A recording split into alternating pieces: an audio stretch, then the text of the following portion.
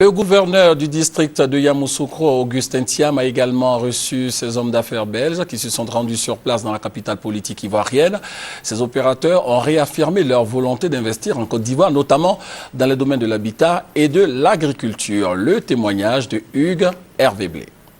Yamoussoukro a constitué la dernière étape de la mission de prospection économique belge en Côte d'Ivoire.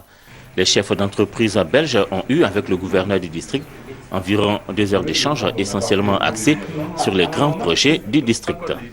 Augustin Thiam a invité ses hôtes à l'accompagner dans la réalisation de ces grands projets, des projets évalués à des centaines de milliards de francs CFA et relatifs au développement urbain, à l'urbanisme, à l'habitat, à l'assainissement, aux infrastructures économiques et à bien d'autres secteurs. Beaucoup plus que la qualité de mes projets, beaucoup plus que l'argent que ces projets nécessitent, je me suis comporté de sorte qu'ils aient confiance. C'est la base de toute entente future. Je pense qu'il y a de bons espoirs que nous réalisons des choses ensemble.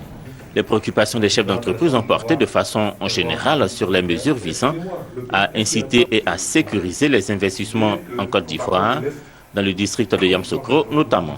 Le gouverneur et ses proches collaborateurs y ont apporté des réponses en se voulant le plus convaincant possible. On part avec un sentiment de pleine satisfaction et j'espère pouvoir revoir le gouverneur prochainement avec d'autres opérateurs économiques. On voudrait dans un premier temps s'installer sur Abidjan parce que c'est le centre commercial pour l'instant avec une structure légère, mais notre but était de rechercher un endroit où on peut entreposer du matériel, construire un showroom et investir.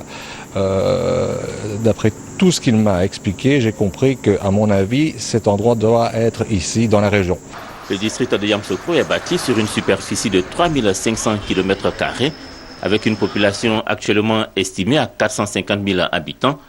Les chefs d'entreprise belges ont eu l'occasion de le visiter en partie, de découvrir certaines de ses potentialités et ses atouts touristiques.